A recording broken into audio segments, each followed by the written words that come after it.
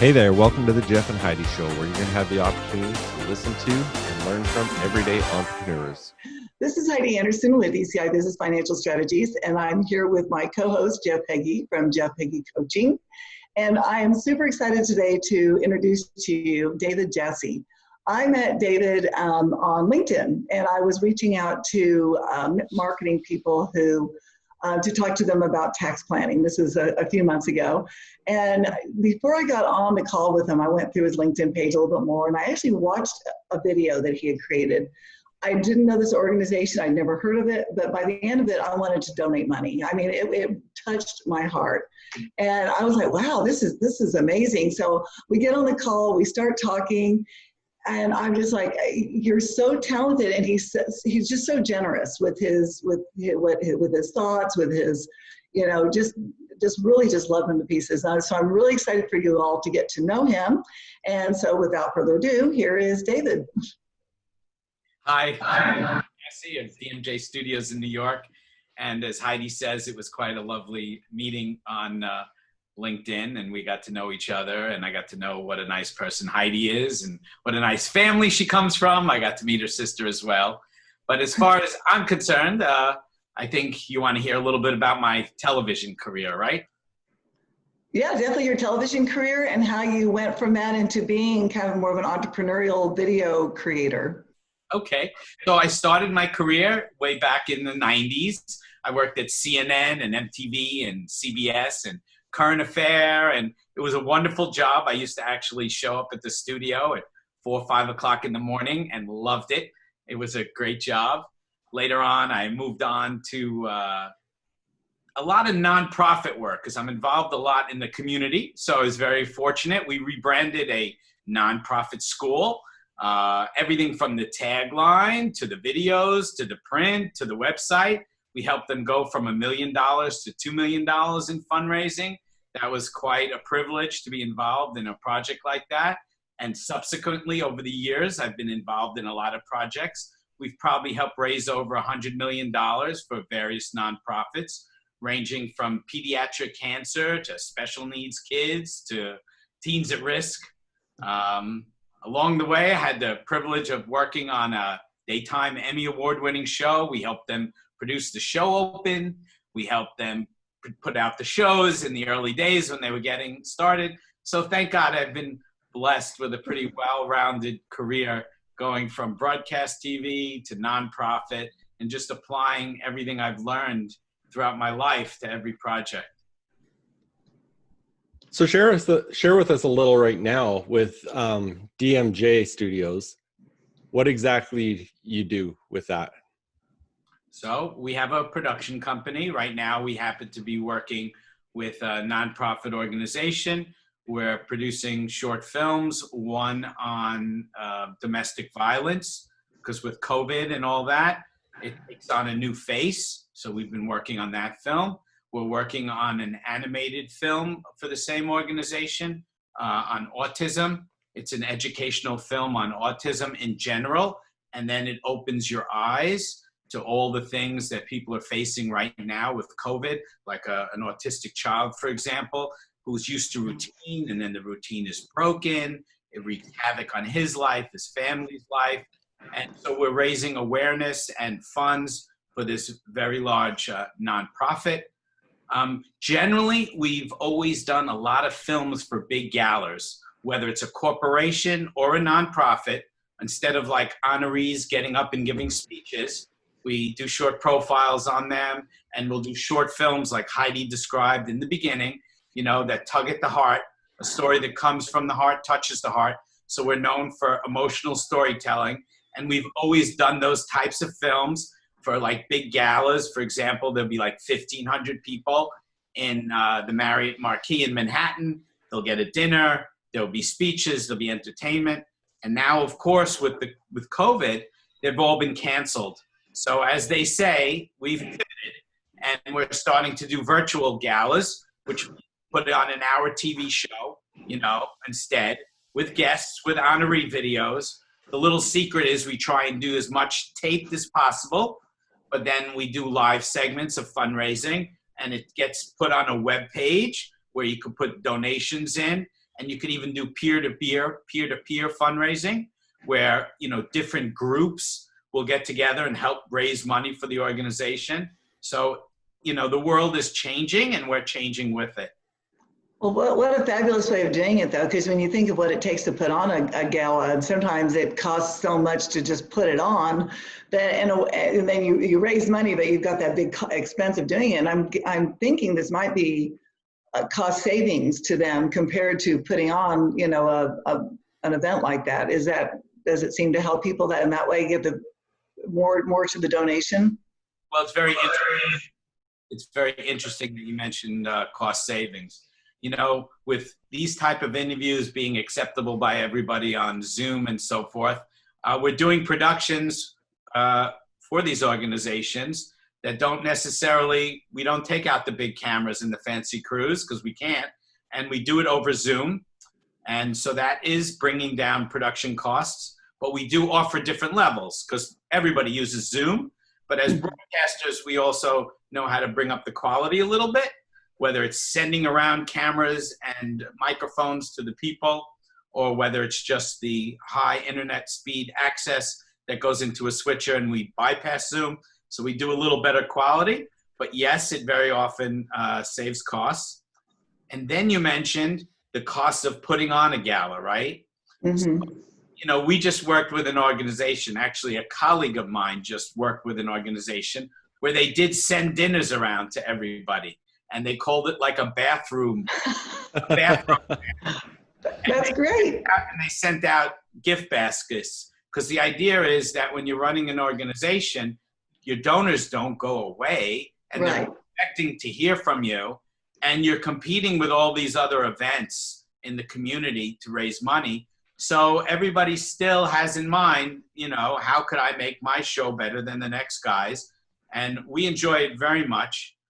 And from the beginning, we really decided to do a lot of work for nonprofits, because we really feel that Fortune 500 companies and advertising agencies have access to some of the best tools in the business. And we really feel like nonprofits need to have access to those same tools. We think, you know, we believe that nonprofits are a great business. Right.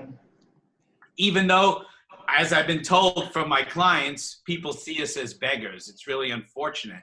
But in truth, they're really major corporations, and the profits go back to help people. But very often they're given a bad name as beggars, you know, asking for money. So we're trying to put to use, and we are, thank God, putting the tools that Fortune 500 companies use and advertising agencies use for nonprofits. Right. You know, one of the things that you just mentioned in that was talking about ways right now during COVID, how you're trying to increase your quality and whatnot. And that just made me think, I've seen your work and the quality is unbelievable. But one of the things that really stood out to me is I was listening to one of your clients talk, and he talked about the quality of your storytelling ability. And that's obviously, I mean, obviously it got Heidi when she watched the video. Tell us a little bit more about that, about the importance of that aspect of what you do. Well, if anybody wants to learn, well, if anybody wants to learn video production and how to make a successful film, I'll be more than happy to share it with you, and I will right now, because I started many, many years ago, and I'm still as excited about it as I was when I showed up at 4 o'clock in the morning at CNN. So basically, very often I sit down with somebody to interview, and I say we're in the storytelling business, because that's what people like, that's what people remembered. And I try telling you my story as I just spoke to you. I woke up at 4 o'clock in the morning. I'm very conscientious. People like stories. So if I'm going to interview you, Jeff, for example, I'm going to ask you for your story. Very often, the first time you tell me the story, it's going to be like a recipe. I started here, I went there. But then I go back and I say, wow, what was that like? What? I can't believe that happened to you. What was it like? And then you start talking from your heart, and you start getting emotional about it. And now I have a few advantages as being an editor for over 20 years. I don't have to get the story in the right order. if you're like right in the middle of the story and I don't have a beginning, that's fine. I'll go back and get the beginning. I'm very conscientious as an editor. Am I getting the story? Did I get an ending?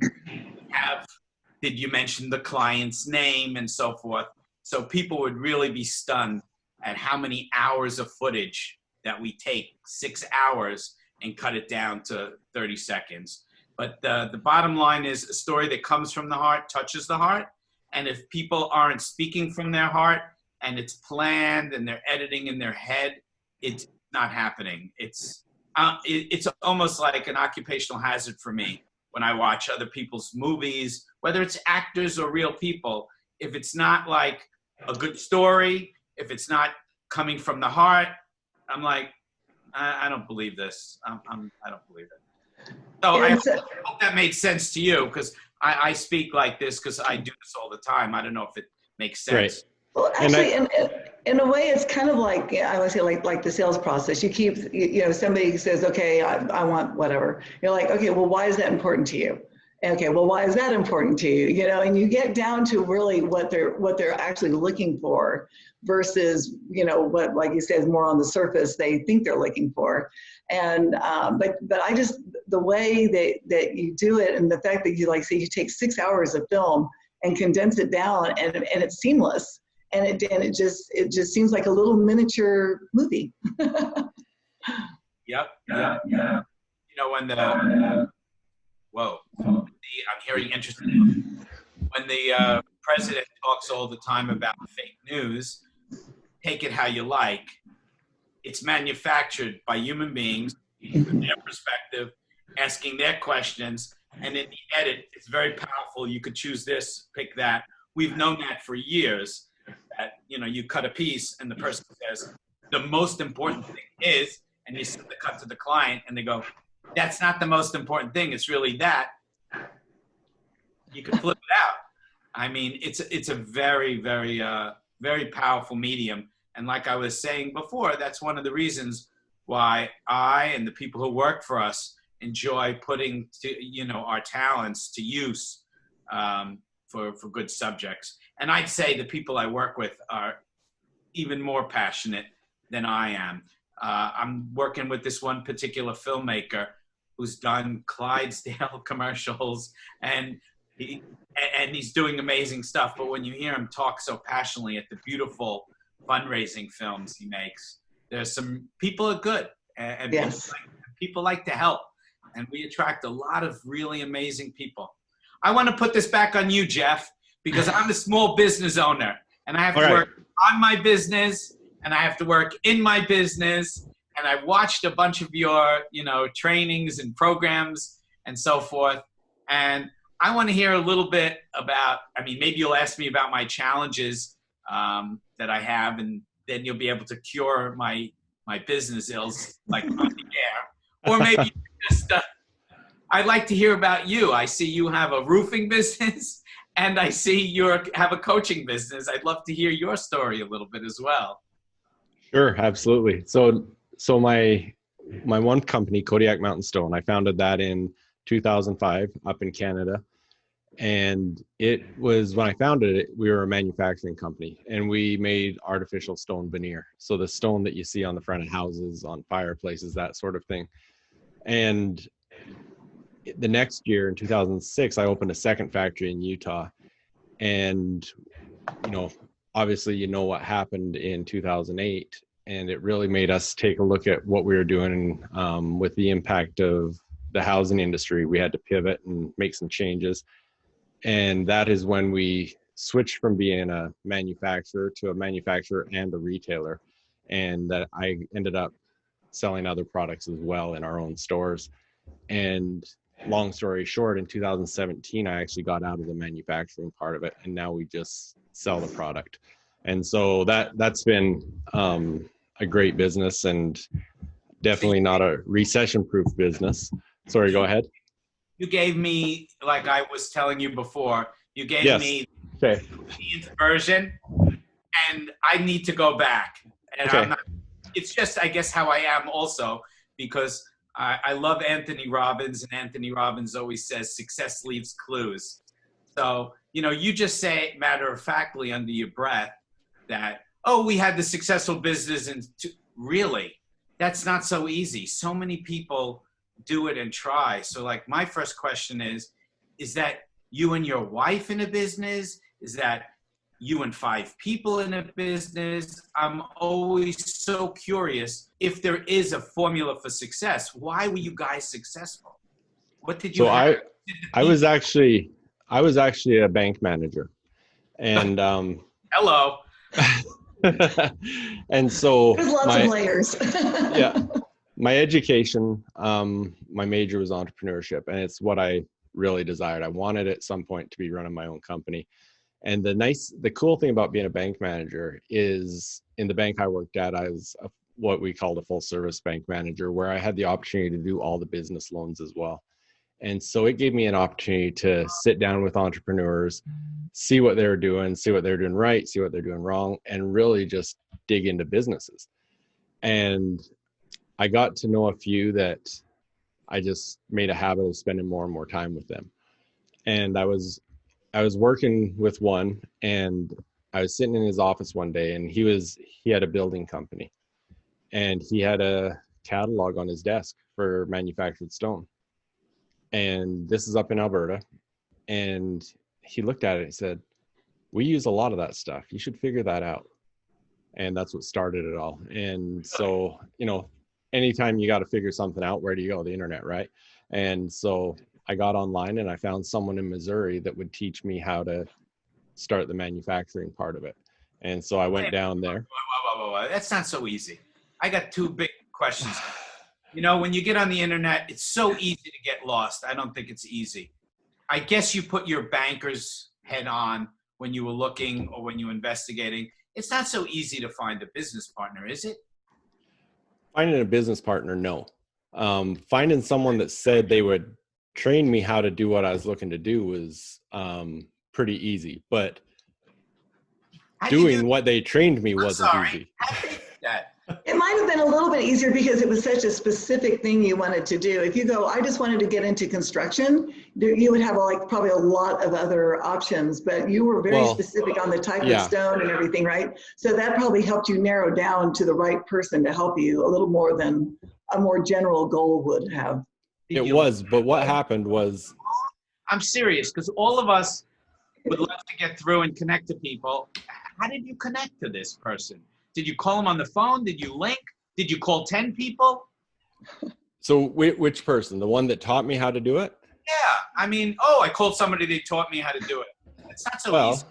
Yeah, I was in Alberta, found someone in Missouri and called them. No, so it was actually, it was a company that made the molds and everything that you needed to manufacture this product. And so I made some phone calls, talked to them. And then we came to an agreement that, you come down to Missouri. If you buy all the molds and everything from us, we'll teach you how to do it. So I made that trip and I spent some time there. And I remember I was on a layover in Dallas, and I remember thinking, this is too easy. I don't know why this is so easy. And I had everything planned out. And I remember one of my competitors had this color that they called Dakota Brown. And I'm like, that is a beautiful color. My first stones, that's what we're going to make. And so as soon as we got home, I was excited to get it going. And we spent the day making this stone, and I just couldn't wait to get out there the next day to pull this stone out and see this beautiful Dakota Brown color. And, for anyone that's watching this online, the video, it was the color of this desk here, kind of. And so we got out there early that morning to take everything out of the molds. And, in my mind, I've got this all visioned. We're going to pull this first stone out. It's going to be beautiful. It's going to sit on my shelf as the first stone, Kodiak mountain stone ever made. And it was pink. And, I'm thinking back to sitting in Dallas going, this was easy. What went wrong here? And so that stone that was going to sit on my shelf forever, the factory that we built was actually on a friend's farm. So we were in a big Quonset out on his farm.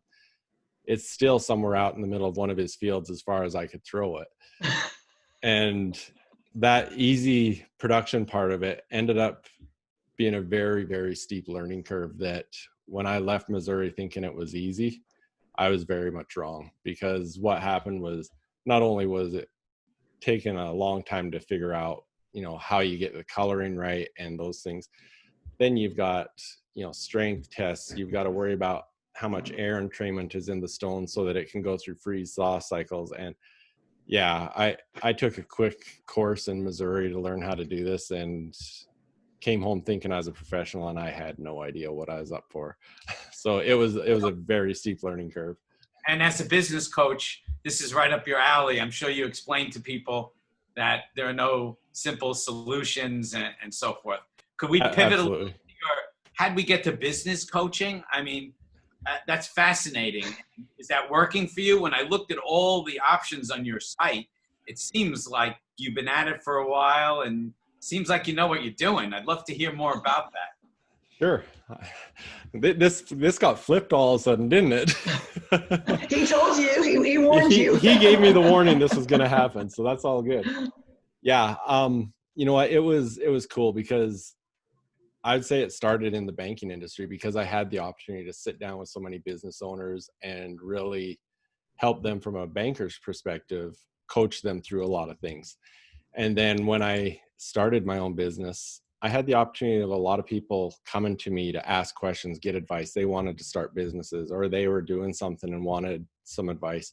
So I had that opportunity. But then I also had an opportunity, the same person that ended up being my business partner that had the catalog on his desk, he ended up being the organizer of a business conference that he put on in Hawaii at Brigham Young University in Hawaii. And that tied me in there. So for a few years, I was able to go over there and work with their students on their business plan competition. And Really? then and it was amazing, because I don't know if you know very much about BYU Hawaii, but a lot of those kids that go to school there are from, third world nations and those sort of things. And so they would split up the business plan competition. The American kids would work on their type of businesses. And then some of the kids, I remember working with one kid, and his whole business plan was developing a way to deliver rice around his village. Wow. And so it was really cool to be able to go over there and work with them on their business plans, and then have the opportunity to be a judge in the business plan competition. And I just absolutely love that. So with all those things, as they tied in together, obviously as a entrepreneur and a business owner, I've had the opportunity to screw up a lot, just like the pink rock. And, my CFO and I would sit down a lot, and we would look at what we've done and what we needed to change. And we'd always joke about, well, this one's got to be a chapter in the book. We've got to remember this one. And we'd talk about the lessons we were learning as we were going through all these different processes. And I would talk to him about it, that, I would love to have the opportunity to get into coaching and do more of that sort of thing. And I was taking some courses on my own as I was doing this. And when I moved here to Arizona, he called me one time. He says, I've got someone you need to meet. And he lives there in Arizona as well. And he was someone that he did CFO work for as well. And it was someone that had started in a manufacturing business that was in real estate, just like me. And he had pivoted and was now a very successful business coach. And so I went and met with him, and he was an awesome guy. And one of the things he said to me is, he's like, why aren't you doing it? He says, you want to do it. You've got the experience. You've got the education. You've got everything you need to do it. Why aren't you doing it? And I think I just never asked myself that. And, maybe a bit of the imposter syndrome type thing coming in. But that kind of, when he said that, I just thought, yeah, this is something I want to do. Why aren't I doing it? And so I'm going to try and take advantage of you in the couple absolutely that we have left. So, I'm always hung up on working in the business and working on the business. You understand that, right? Yep. One of those books says most businesses are started by technicians having an entrepreneurial seizure, right? I might fall into that category, meaning I'm a good shooter, I'm a good editor. I know all the technical stuff because I was raised on it. Over the years, I've certainly brought on people who are better than me, and it's a good formula. But I must admit, it's a challenge to work in the business and on the business. So what's your advice for so many of us out there who have our small businesses, and there's a million of these guys jumping up on YouTube saying they have the solution to my problem, and what I need to do is I need to learn how to get myself on YouTube doing commercials. Sounded pretty, real. Then you realize, well, maybe that's another profession and it's a lot of work. So basically my question is, what advice do you have for all us talented technicians in our fields who are not you and not bankers, and we need a little help working on the business, not just in it? How do you make that jump, or what do you study, or do you get a mentor? You know what? I think it's not just. Let me share a couple stories. One was when I started Kodiak Mountain Stone. When you start, it's part of entrepreneurship. You've got to fill a lot of hats, right? Until you can get to the point you can do things. And one of the things I was doing was filling a lot of hats. I mean, everything from building the equipment and everything for our factory to once that was done and I was making pink rocks, I was the one out there pouring concrete and stuff like that. And I would be covered head to toe in concrete, and I'd walk into the bank and my former employees were like, "Are you sure you made the right choice here?"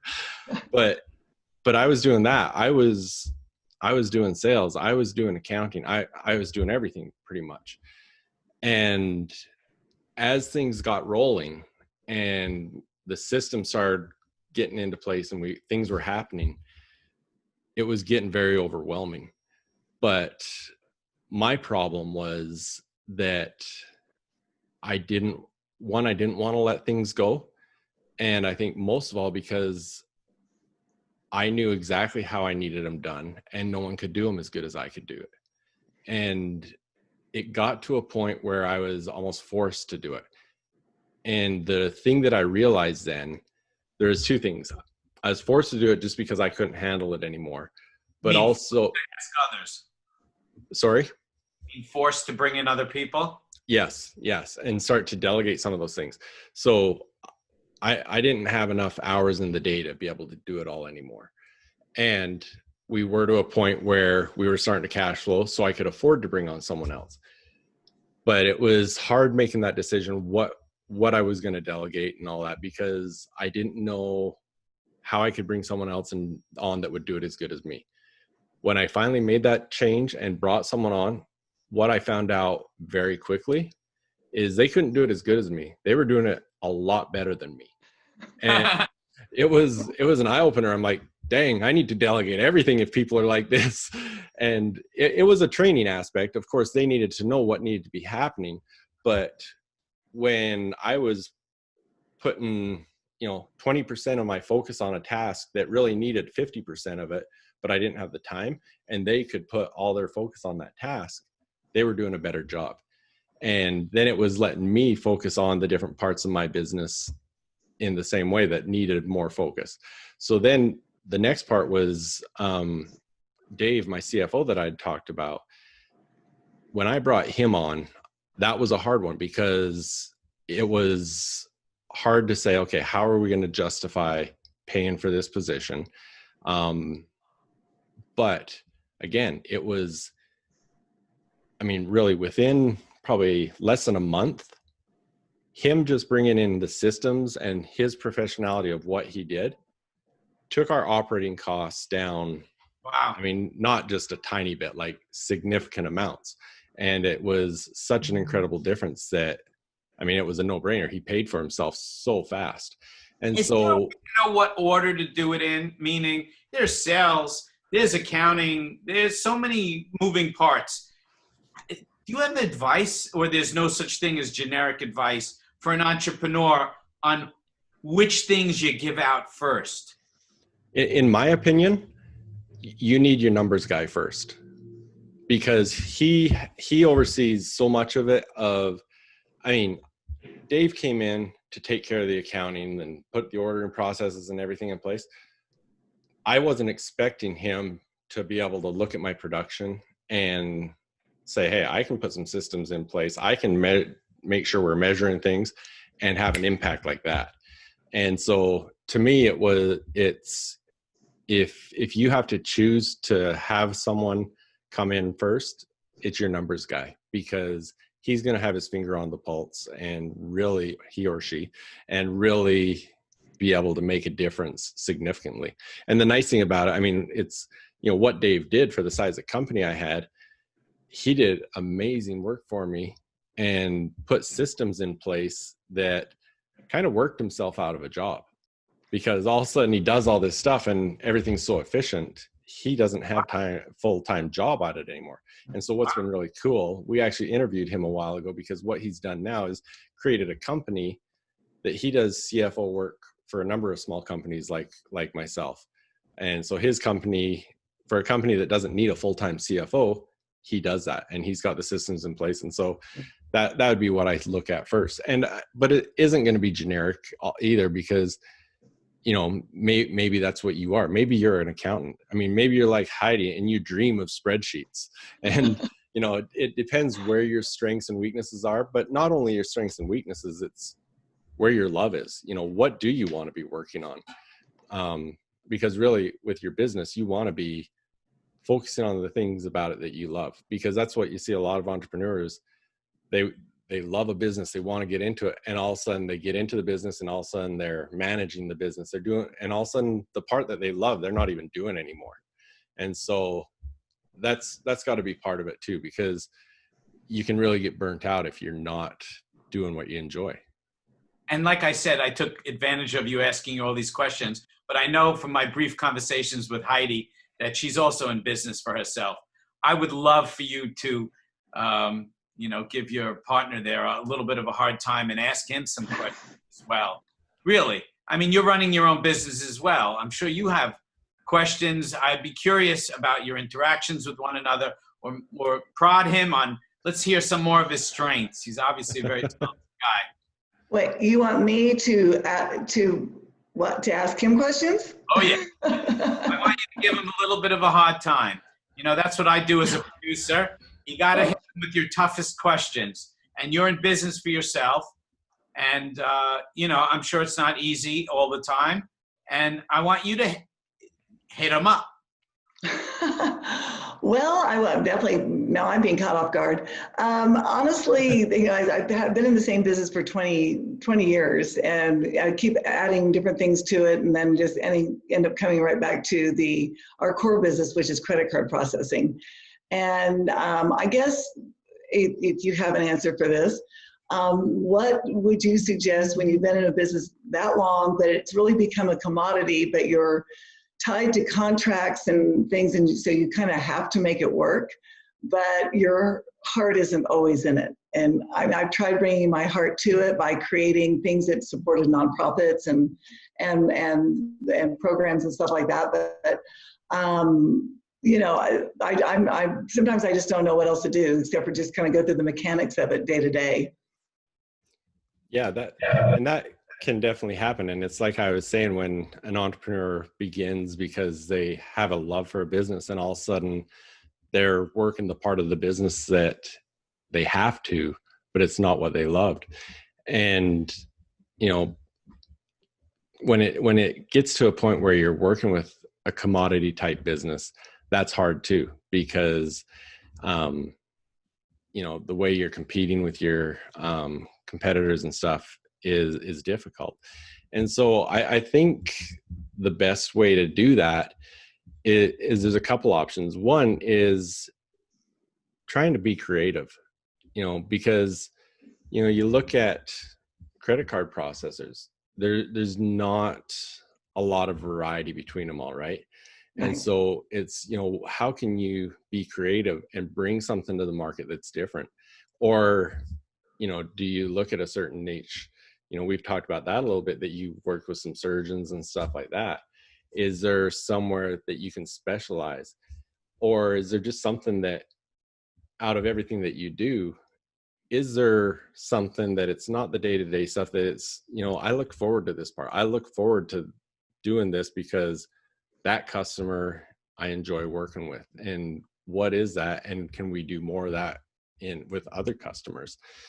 Or, when you're looking at the commodity side of things, it's what can we add? And I know you've added different services and stuff like that, because one of the ways you can get away from being a commodity and get away from competing on pricing is bundling things, taking what you have and not looking at it from a price point, but looking and adding things that are going to create more value.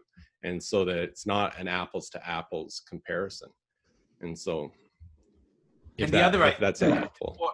Jeff, the other idea that you said before for entrepreneurs in general is if you can delegate anything out, stuff that seems tedious and repetitive, so we all can focus on things that maybe the reason why we got in the first place, so we could focus in on the things that we like and maybe delegate some of the things. That's kind of funny.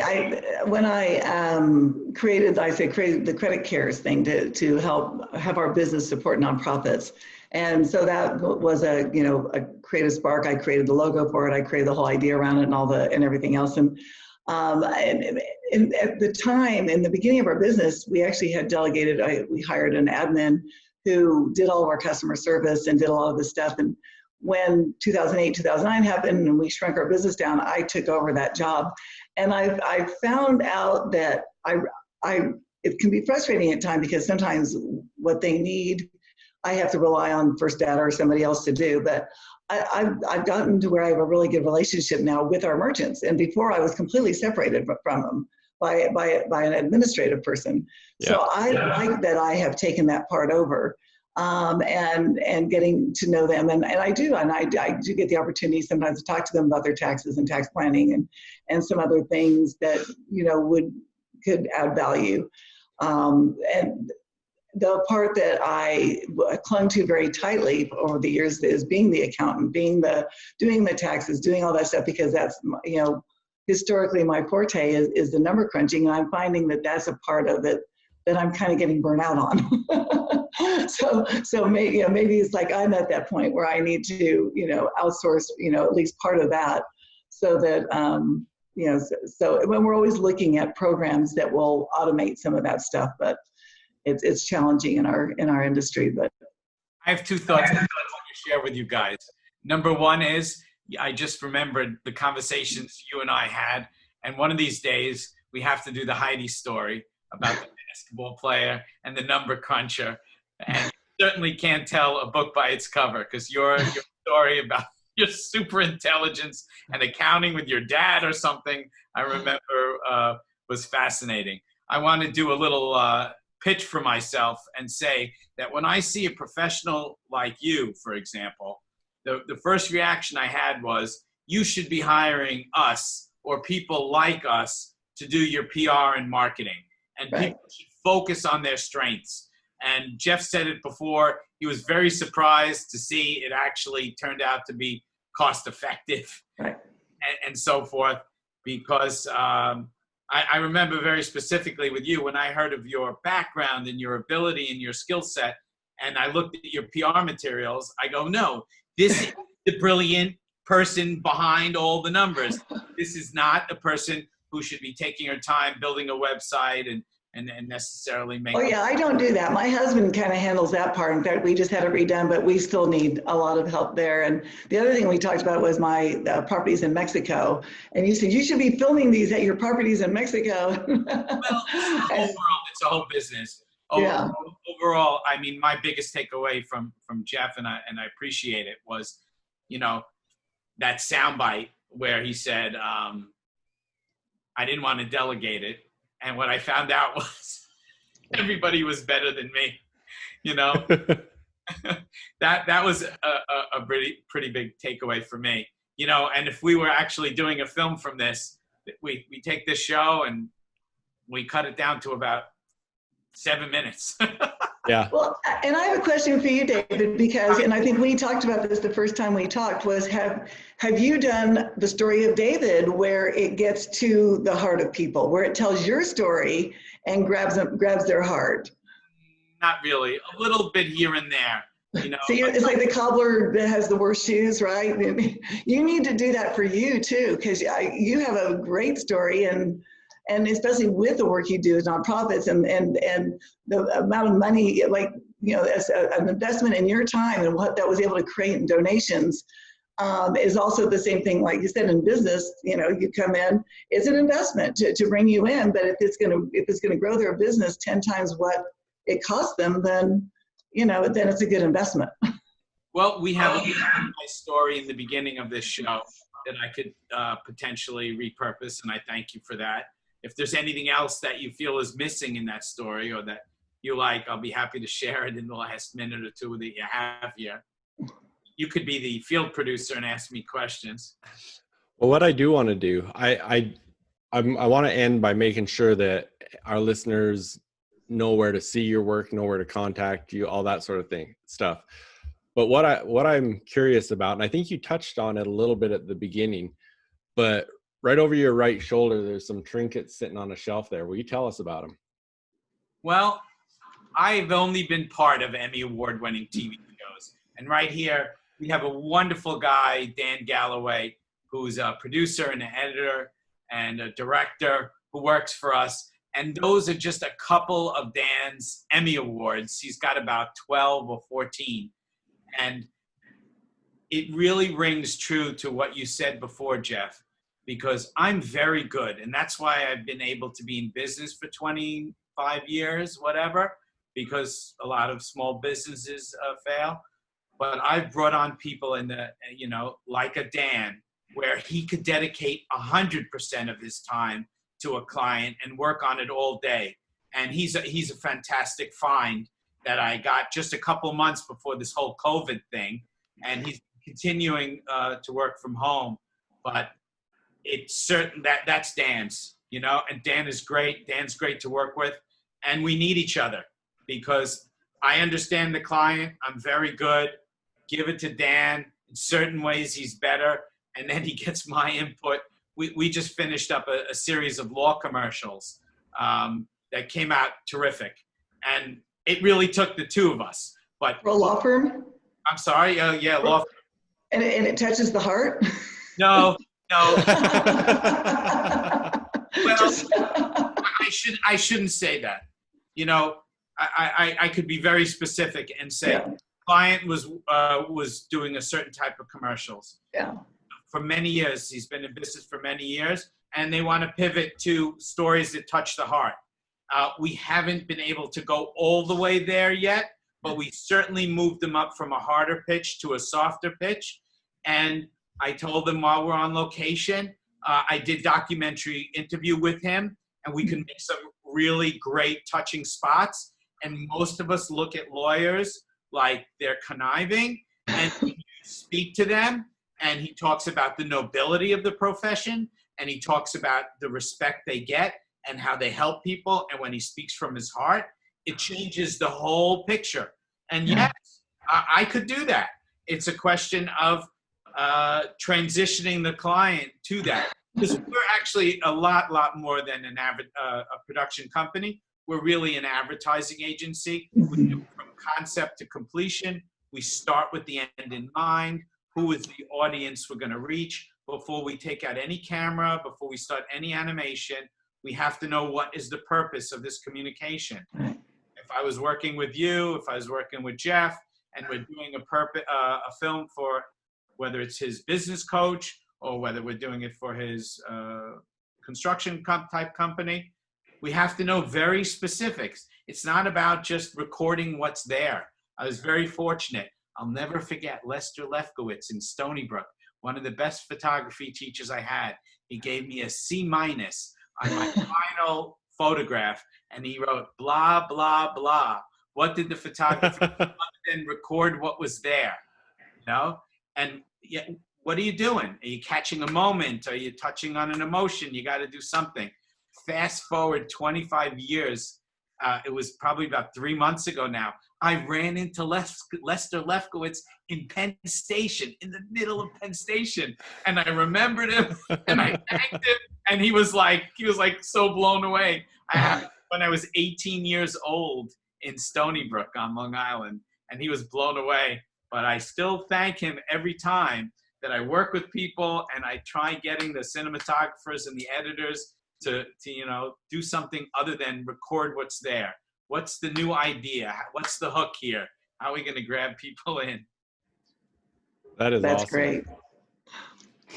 Well, thank you for sharing that with us. This has been fun. I knew from the first email I saw between you and Heidi, I thought this is going to be a fun interview. And so thank you for that.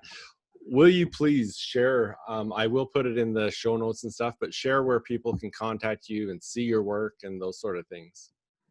Well, I'm fortunate. Since I've been in this business for a while, you type in the name David Jasse, Jasse, you'll see a bunch of links come up. We're at dmjstudios.net on the internet, and all the links for social media and so forth are on our site right over there. So whether you put in David Jasse, whether you put in dmjstudios.net, thank God we come up all over. They talk about the reputation, but we've been around for so many years that we still do come up to the top there. And I thank you guys so much. And if there's anything I could ever do to help you promote your businesses, I'll be happy to do that. Or if you like some more ideas on your TV shows, because it's in my blood for 25 years. And I thank you so much for your time and for you sharing your show with me. Oh, thank you, David. You're great. Appreciate it, and good luck and be safe tonight. Yeah, you too. Thanks. Take care. All righty. Bye-bye. Hey, thanks for being with us. I hope you enjoyed that episode and you got a lot of value out of it. Please subscribe and make sure you don't miss any future episodes. And please come visit our websites, jeffheggie.com and ecibfs.com. Thanks again for being with us, and hope to see you next time.